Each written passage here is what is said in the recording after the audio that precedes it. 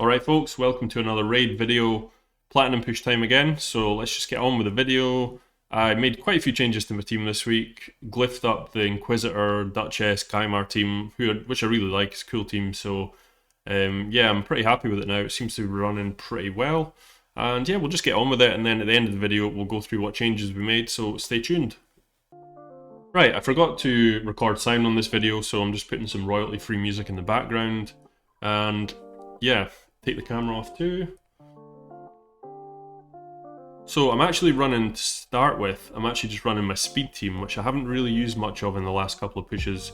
I don't really know why. I got kind of obsessed with making the Kites team and the Inquisitor team work. But this team is just solid. It wins, 9 seconds, there you go. Against the right team anyway. But it will have the occasional loss. Sometimes Swift Parry can really bugger up this team, I find. That's why I think I've not been using it as much. Unfortunately, I don't have a Trunda as well, so it's not fantastic against Rotos, because my ethos is built mainly for his A3 to just nuke everything. Whereas I don't have the gear to get him really strong in both his A2 and his A3. But he can still clean up with his A2, it's not too bad. There you go, a couple of really quick wins for that team. It's pretty strong. Again, I'm avoiding Hegemons this week. I need to kind of sort out a Hegemon team, but there's been a lot less Hegemons.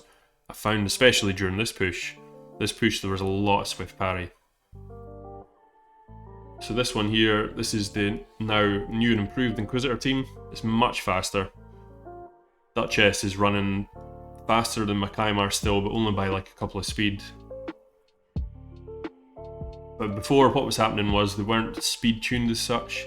So a lot of the time Duchess would go at the wrong point and do her A2 in between the two Inquisitors, so maybe one of them would only have like 2 buffs up. But ideally the way this works now is I've got the Inquisitors going straight after the Kymar, and then it goes around, then the Duchess takes a turn, Kymar takes a turn, then they two take a turn. And so they've always got Veil up, they've always got the buffs up. And they're all much faster. I think Duchess is at 306, but that's unglyphed. So she'll be about 320, 330 when she's actually glyphed. Kymar's like 305.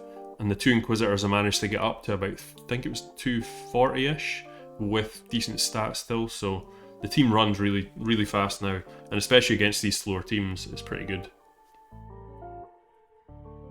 So unfortunately there, didn't kill my Seeker. I probably could have just gone for that there in res, but I decided I'm pretty tough and they don't have Trunda. So, and I'm fast, there we go, I was able to get back round. Strip here, the reason I wanted Seeker is because I want to provoke, if I can, if I don't get a weak hit, which I did. I wanted to provoke his Candrophon just in case this happened. Double Swift Parry proc. So unfortunately that did happen. Now things are not looking good for me. Taking out the Reser, but not a great situation to be in this, because he's now got a Candrophon that's gonna, yeah. I think I did not win this one. Yep. Yeah, I had a few losses this week anyway, so the one thing I did different this week, I was fighting faster. Last week I said in the video I was taking my time and picking my teams well, which worked fine. I didn't lose any offense, but I think I was just a bit slow. Whereas this one, as you can see, I just jumped straight back in, and this one looks like it's going to be an under 20-second win again. Provoke the Trunda just in case. Yep, 14 seconds. So this one, Cythalia, you don't want to use Cardinal against her because she'll strip the buff off, and then potentially she gets frozen by Tormund. So I went with this team. I think I remember this one. I think, actually, yeah, this went badly for me. His Cythalia was a lot faster than I thought.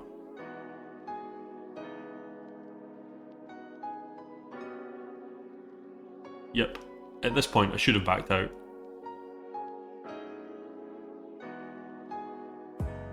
But I thought, you know what, I'll have a go, but yeah, it was the wrong thing to do. I should have backed out and just kept fighting. Because I'm pretty sure I'll end up just backing out here anyway. Yep. So it sounds trivial, but a few seconds lost here and there is good. But we're 33 minutes down. I've made this a bit longer video so you can see a lot of the losses I had to start with, because you're a bit more reckless out with 30 minutes. Now, blender compositions, if you're fighting a blender comp at reset, the chances are they're super fast, so I always put in my Valkyrie, just in case this happens, like that happened there. She's got a faster arbiter than me, so I was able to cut in with Valkyrie and kill them before they're able to do their blender thing. Then it's an easy win. But yeah, even if, you know, mine's is like 368 or nearly 370 speed arbiter, but I would say anyone that's running it on plat reset, they're going to be pretty confident they've got a fast arbiter, so it's always worth running the Valkyrie because the resistance isn't going to be very good. So high accuracy, high speed, Valkyrie will always cut in on people like that. There we go. Now this is an easy one. When you start laying the True Fears, this team's really strong because not only are they slept, they've got True Fear on as well, if you do wake them up, that is, or if you don't sleep them in the first place. Swift parry again. I was really unlucky with the Swift parry procs this week. As you can see, on Brachus, Swift parry is a bit of a nightmare. I knew I needed my other Inquisitor, so I wanted to just hit that off the bat and just use up the Lydia passive. But it's not worked out too bad for me, to be honest, because I know Kaimar's got his A2 coming up, so I can just strip these buffs off. I was lucky I survived that actually with Kaimar, which, because they're both veiled, it means Brachus will attack Duchess, which is actually the best thing about Duchess in this team, because it means your Inquisitors can stay alive from big single target hitters, and Duchess is pretty tanky.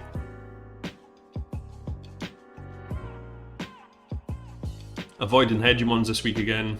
You're 390 power, 390k power, so this should be a fairly easy one. Generally, the higher the resistance, the easier this team beats them, because they tend to not have Swift parry as much. Apart from like the top teams, there's a couple of guys that have like 600 resist plus Swift parry. But most of them, well, this guy does, he's got Swift parry and a Tormund's quite annoying. But the thing about Swift parry, it is a bit cheesy, because it's like, especially with this team, I still win 95% of the Swift parry fights. It just slows it down a little bit. So it's not like, I know before I used to say, oh, it's kind of 50-50 whether you win or lose, so it's RNG, but it's fairly easy to get around, especially with Astralon was a bit more prevalent this week, and I find he's quite good because he's putting stuns down, which gets around the Swift parry issue too, because a lot of the time, like I said, the resistance is a bit lower if they've got the Swift parry gear on. So I think the meta is just now shifting with ways to deal with it. It's, you know, when anything new comes out, it catches people off guard. Now, I made a mistake there. I should have attacked his Warcaller. That was a mistake, because she mitigates damage. I should know that because she's on my defense team. So this fight's taking a bit longer than it needed to, but I'll take out Candrafon just in case he does crazy shenanigans. Because she's easy to take out as a single target, but when you start trying to hit other things, she just soaks up the damage. Still 30 seconds, not too bad, but that could have been much quicker.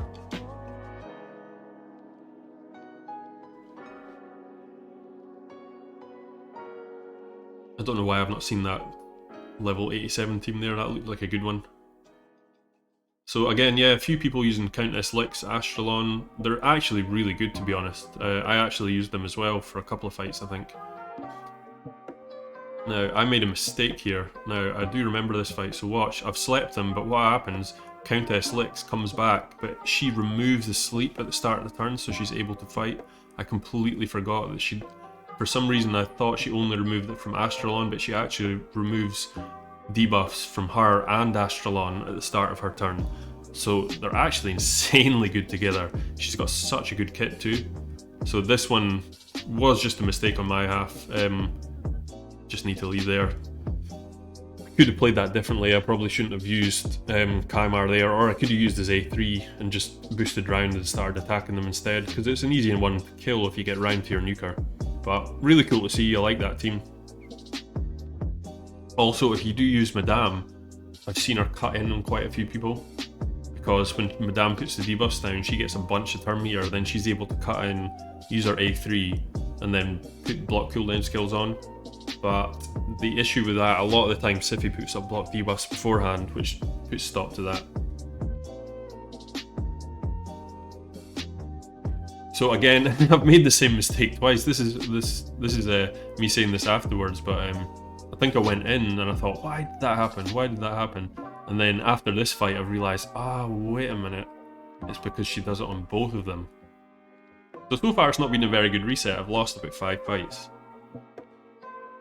But I'm doing them quicker, so I think this shows you last week I was... well, I'm not going to say how I placed this week, but last week I didn't lose a fight at all, but I was a little bit slower. So you'll see how I did this week with losing quite a lot of fights, but being a bit more reckless.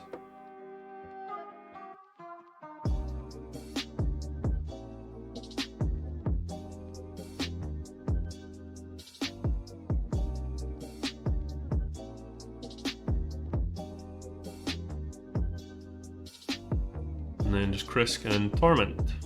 Torment's a bit of a pain because you've got to kill him twice.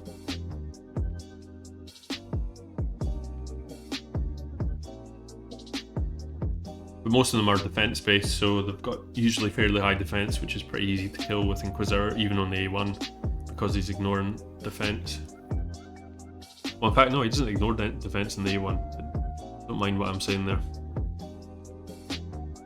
So I think this probably was another Platinum reset phone call.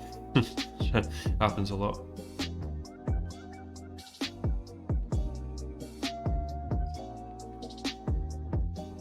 Either that or one of my kids pestering me for something.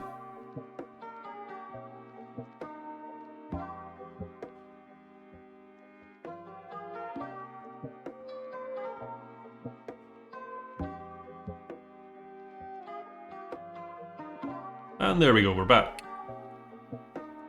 Right, just having a quick look at my defense is doing not well at all.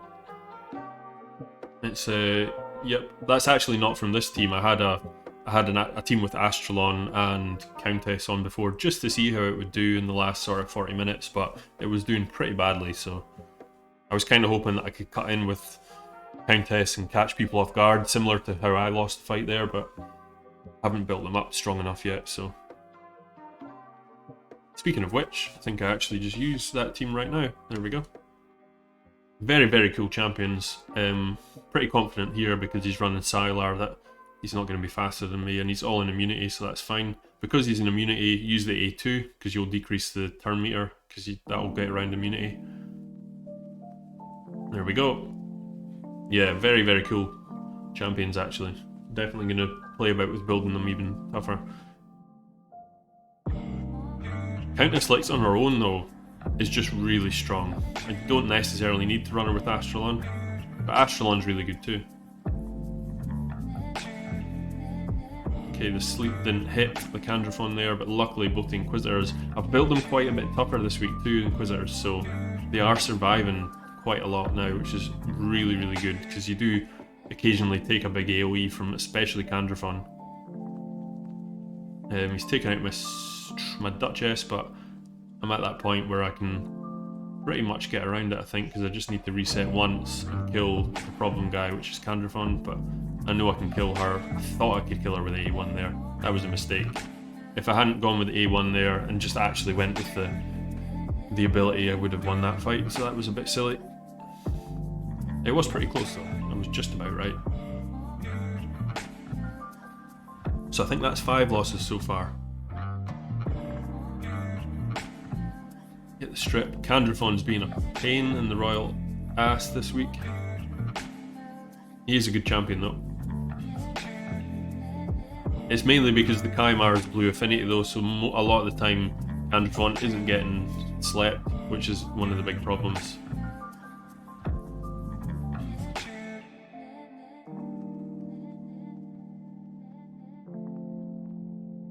But he is a bit annoying, especially in Swift Parry. He's a really strong champion for Swift Parry set. But we're fine now, he's used the AoE, so he's now just going to single target her, which means I can just basically blast them out, and even the A1 should just kill him. And he procs a counter attack, of course he does. But we finally kill that Candraphon. I still remember the days when nobody used Candraphon, he was like a meme champion. Now he's got to be the most annoying nuker in Platinum Arena. But very cool.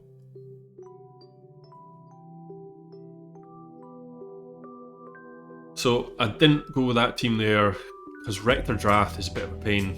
Here's a 400 resistance one, that's much easier. Yeah, Duchess and Rector together can be quite hard actually. There's a lot of healing going on, there's usually quite a lot of swift parry. And this is a much easier fight for me. Take the chance on getting the counter attack from Rotos, because I didn't want to wake up Mountain King, and easy one. Again with the 3 hit from Inquisitor, it's pretty easy to take down a Rotos.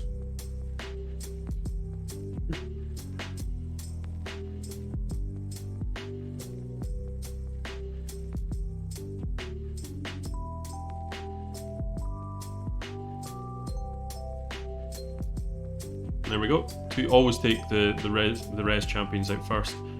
Brachus, like I said before, this team's really good against Brachus in this role because of the perfect veils. That's why I didn't attack the Brachus there, because I want to get this up. Put the perfect veils back on. Now I can kill Brachus, and when he reses himself, he'll attack the Duchess rather than one of my other guys. So I know he's killed her, but it's fine because I can just come back and kill him. But he will attack the damage champions if not. So again, Volgoth basically is an auto win for this team because Volgoth is useless when it's single target hits. If you don't know about him, he'll catch you off guard, but he's a pretty easy champion to get around once you know. But what will happen, I think just a lot of speed teams will avoid him because, you know, if you use a Trunda against him, he's just going to heal so much.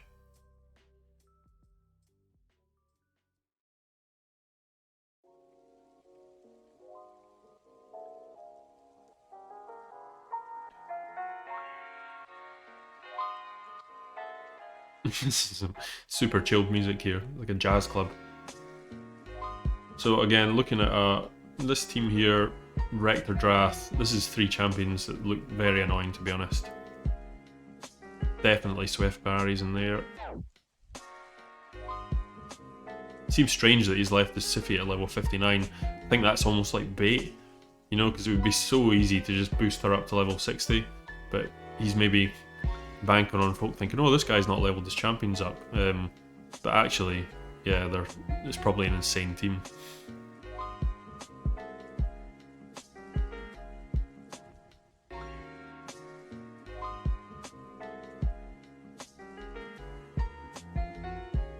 And there we go. I just decided to use the A3 there. I know it's not going to kill Rotos, but it's fine, it's just left him on his own and I can deal with him now. But the because I've built Ethos for a crazy A3, his A2 can obviously non-crit hit because he's not got full crit rate, so, but he's like pretty crazy damage. I think I'm gonna get him to close to 7,000 attack and like 320 crit damage in Savage, so it's pretty nuts.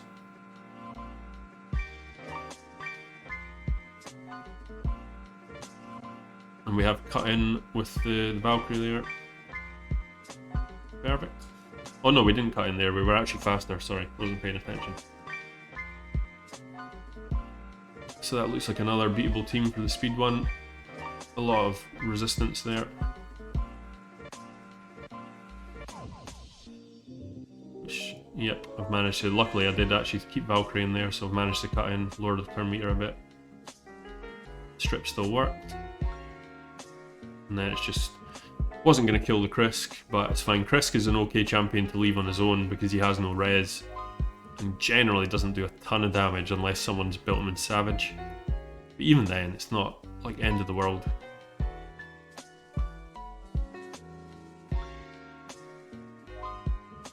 But surviving a bit longer than I would have liked here because he's now wasting time, but finally kill him with the Ethos A1. Ethos is A1 as well, that's one thing that people don't really mention, but his A1 is like so much better than Trunda's. Like, I think it's only a 20% chance to get an extra turn, but it seems to proc way more often than that. Like, Relentless is an 18%, I believe, and that feels like it doesn't proc very much, but, you know, especially in PvE content, I've seen Ethos just, you know, they take, you know, 4 or 5 turns in a row, it's ridiculous. Okay, unfortunately, the Arbiter didn't get stripped there, which might make things a bit awkward. But hopefully decrease the turn meter a bit and shoot nuke her still. Nope, she's pretty tough. The reason she survived there was because of Necrit.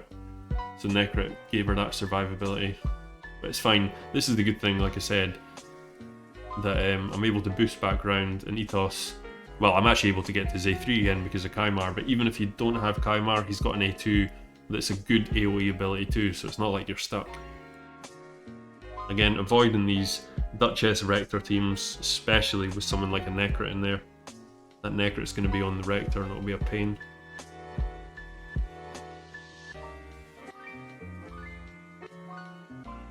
Yep, not liking that one either.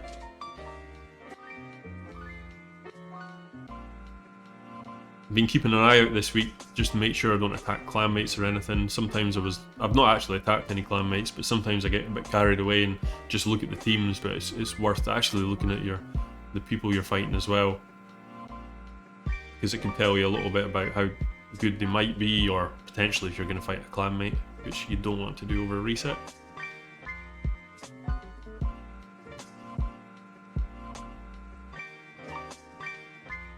So the strip again doesn't strip that Candraphon. Boom, that's not good. Yep, this is a loss. That Candraphon is not playing ball this week. I mean, most of the time I do strip him, so I think this reset was just a little bit unlucky for me. Between all of the Swift parry procs and the Candraphons just running riot on my Inquisitor team. But it's a little bit RNG there, to be honest. It's if I was getting those sleeps down, it would be much easier. So using this against Duchess, against Siphi, so I can cut in on them, and then just, again, I'm just using the A3. He actually procced Swift parry there, so he had Swift parry on, which means he should be pretty weak.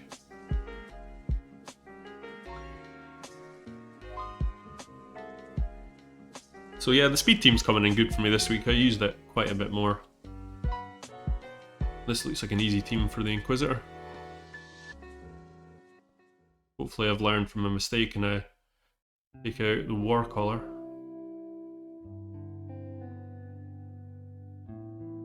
And slap the Candraphon, so that changes the whole dynamic of the fight now. Not got a chance to actually, but I still managed to kill her even with Warcaller. What I did is, because I still managed to kill the Duchess, I just went straight for Siphi, because he's obviously not built them super tough. Oh, that is a tough Candraphon, because I've beefed up my guys, but it's fine. I'm able to get that res up. This is why Duchess is the best champion for this role, because of stuff like this. Oh wow, that is a tough Candraphon as well. Actually, I don't know if I had enough buffs on there, maybe I wasn't paying attention, but I thought I'd better be safe, take out the champion that can actually kill me. Because Ursaga generally isn't built for damage, so she's not going to be able to kill me. Incidentally, if you do build her for damage, she can actually catch people out. I've got one and I built her in a defense-based Savage set, and she actually hits pretty hard, but the problem is, because of her passive, she takes so much damage, so she needs to survive. Select everyone apart from Duchess, that's fine, take out Duchess. Take out the Warcaller, now easy one.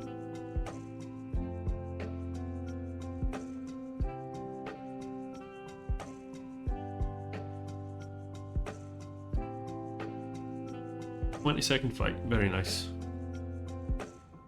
I don't generally like Foleys. Foleys are annoying. For some reason, I've been fighting in the gold 4 thing here, even though I checked, I think, afterwards, and I was still well in. The problem I don't like Foleys because that happens when you sleep, but most of the time my team's pretty tough, so they don't die from Foley anyway. But it's a bit of a risk, because if I do die, they won't get revived, so it is a gamble. But 95% of the time, they do survive it.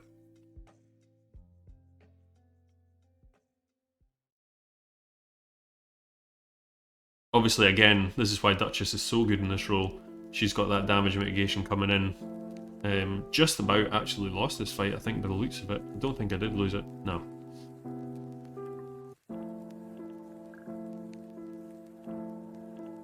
yeah, the damage mitigation on the AoE stuff from Duchess is also really strong.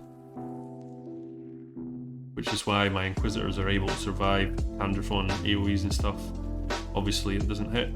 This point here, I've just gone straight for the Candraphon because I know how much of a pain he is. And that's both the damage dealers out there, they've got no res. So this is now a fairly easy win. Just going through the motions, probably get Swift Parry. Nope, didn't. So as you can see, I'm rattling through the fights much quicker this week. I'm just going straight in. Although I've had quite a few losses, and a lot of them avoidable. Especially things like those 2 losses against the Astralan team, that could have been easily avoided if I actually paid attention to what they do. So I forgot to go for Necrit there, that was a bit silly, but luckily I was able to, well, he has Swift Parry anyway. So actually that worked out in my favour for once, but should have really gone for Necrit first there, because that was quite close to not killing the Duchess, which would have really screwed things up. But I'm in a good position now, and he's used the Swift Parry. Necrit and Swift Parry is quite a strong build actually.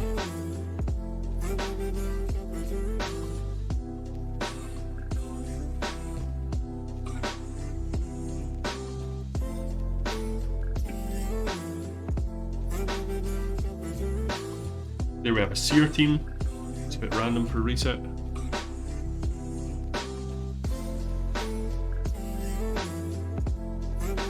Okay, this is a Kitus one. Because he's running Valkyrie as well, it can kind of screw things up. So rather than go with the speed team against him and try and cut in on his cut-inner, I'll just go with a tried and tested. Because he's not got a stripper, this is a really easy one for this team actually. And when I say a stripper, I mean a madame. And obviously Swift Parry procs on a blooming Arbiter of all things. Unbelievable. Arbiter is actually, I never understood why people don't do that more. Because when you're running Siphi, most people run her faster anyway. Arbiter and Swift Parry makes a lot of sense in a team like this. But you don't see it that often. Either that or I just get very lucky with my Swift Parry procs against these teams, but it's definitely a very good build. But again, it's 50-50. I lost that one there, but that was a 50-50 whether I win or lose, and that wasn't actual 50-50 because that'll do that every single time, and it's just whether or not the Swift thing procs or not.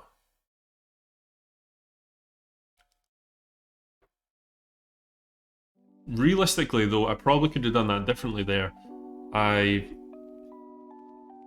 probably could have ran Gurptuk. That's probably what I should have done against that team, because I didn't really need the Seeker's extra defense up there. Because I'm not getting stripped by Madame, I probably would have survived. In fact, I would have survived the Trunda, so there's another lesson.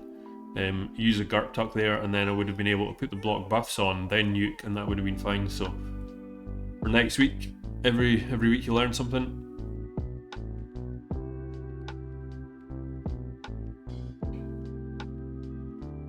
In fact, that's one of those things I think I've learned before and I've just forgotten. So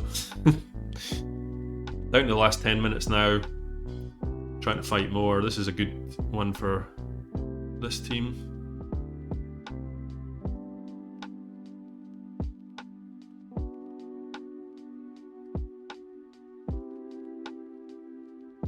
Some reason these high res teams, I still always manage to strip them. That guy's got Swift Parry on, that's a pain. Might just be a really high res, one of them.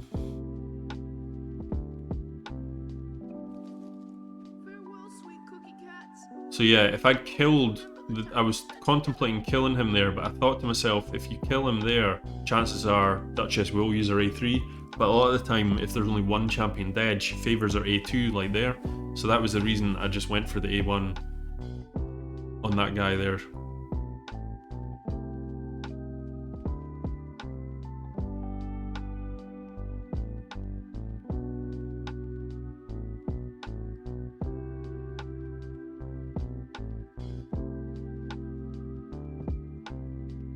So again, this is one of those runs, I'm worried about a nuke hegemon, that's the only problem with it, but I probably should have just ran Gurptuk here, because as you can see, I'm not really taking too much damage. I mean, that is granted with the Seeker thing. There we go. Done a ton of damage still though, so I think I'm fine. But yeah, that Chris must have had quite a lot of resistance anyway, because that's my Madame at like 750 I think, and she didn't strip him, so he must be pretty tough. A really solid built Chris here.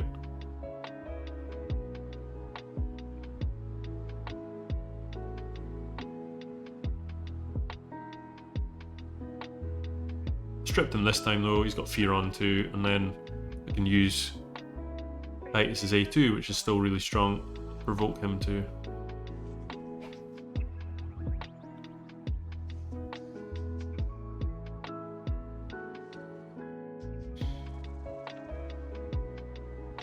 So Warlord, again, I don't tend to fight Warlords with that team either, because Warlord can be a bit of a pain. This one, another Inquisitor one. Black Knight can be a bit funny.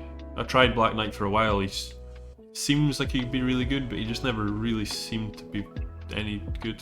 That sounds a bit silly, but yeah, because he's effectively got like a Swift Parry built into his kit, but when he takes only 30%.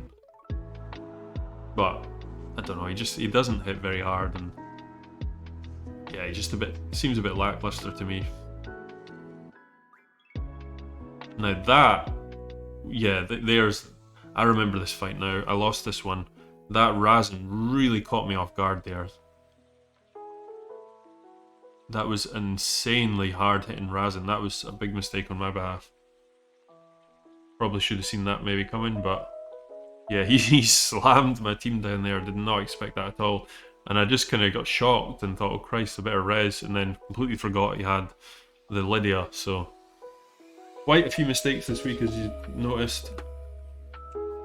All of these, I wouldn't say all of them, there was like one or two that was just good teams, I think. Especially the Cephala team that I fought earlier that beat me. That was just well built, because I've got a fast team, but he just built that team well, so that was an honest loss. But apart from that, all the other ones were avoidable, so if I'd won all these fights, which I could have, I think I would have done pretty well this week. But would have, should have, could have, because if I'd won those fights I would have been fighting probably different people here, you know, so it's hard to tell. This looks like a pretty decent one for trying to take on. Rector though, and you know, it's got 3 Rezzers actually, that's a terrible idea. That's the team I was on about earlier that you don't want to fight. This one looks like it's just going for crazy damage mitigation. But it's got low res, so I should be able to strip them all.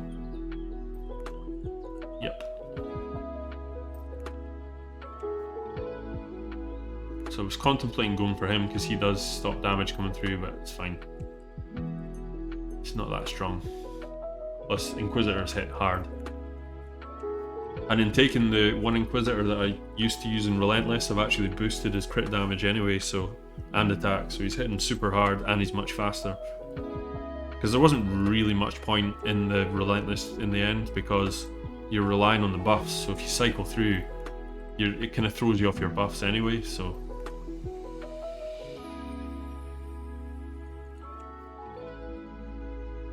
Because you're kind of relying on the team getting round Duchess using her A2 for both of the A3s for Inquisitor. So wake up the one, when they're both sleeping, you've got to wake up the one that's can hit the least hard. So obviously Mountain King slam, so you don't want to wake him up. 4 minutes to go.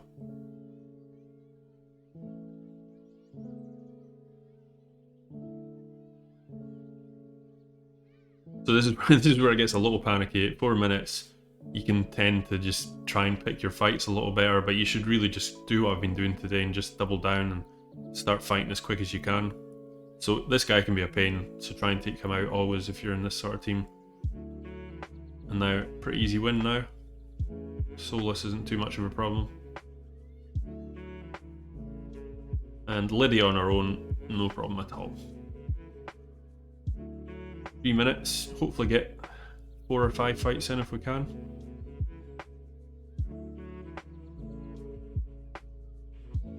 made a point of just not even really looking as much, just looking for teams that at powers or anything, just looking for teams that I know I can beat champion wise.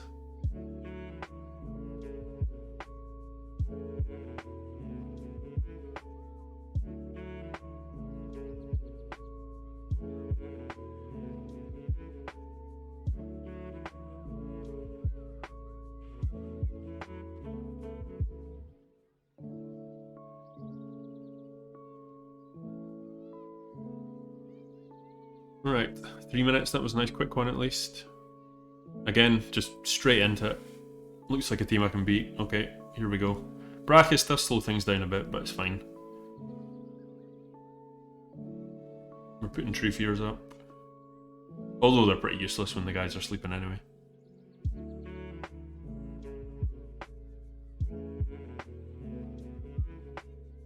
So I'm able to kill Brachis just now, but he did revive. I made a mistake there because I probably should have killed him the first time.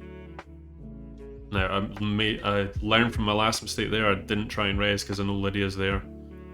Goddamn swift parry, honestly. I was lucky he didn't kill that guy there because that could have screwed things up.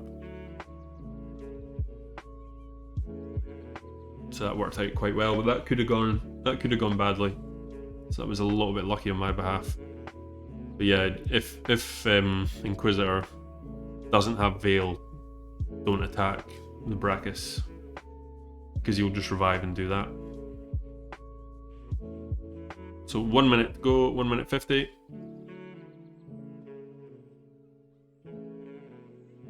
This is quite a solid defense here. Seen a lot of Sand/Survivor / a couple of Rezzers and like a Torment. Obviously Swift Parry procs. This in the last couple of minutes, I think I made quite a big mistake here. Yeah, watch. I actually I wasn't looking at Duchess. Rather than A1, that I just decided to waste the whole A3 on a Duchess. So that was a big mistake again. But last couple of minutes of reset, make silly mistakes. So unfortunately that probably means this was my last attack.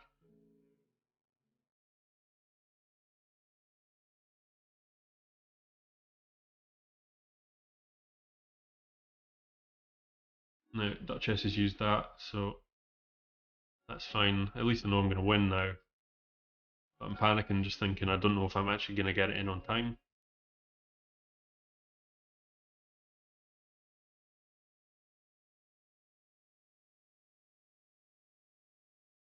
But I think I'm going to make it. So I've just hit auto now. There's no point in trying to manual this, it'll just take longer. Perfect.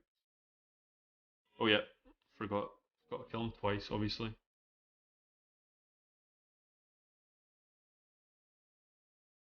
So 1 minute 20, not ideal. 20 seconds left to go now. So I'm at 89th place, so that's pretty decent. With 13 seconds to go, 89th place. I decide, I don't know why, there's no way I'm killing a team like this in like less than 20 seconds. This is pointless, but yep, I just did it anyway. Granted, it was a fast fight, but it shows you if I'd actually just not made a mistake and attacked that Duchess with block damage on there, I would have got this one in too, so would have been hopefully like top 50.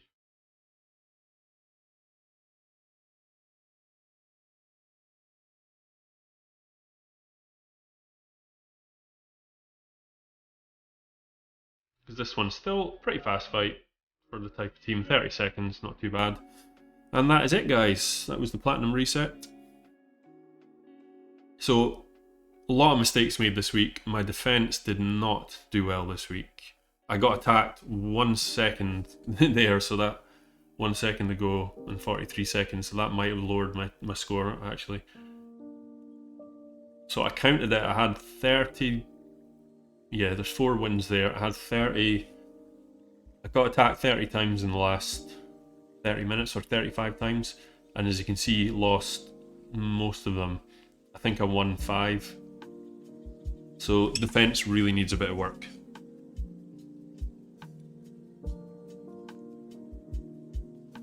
I've been relying on the high res defense for too long, but it's kind of dead now.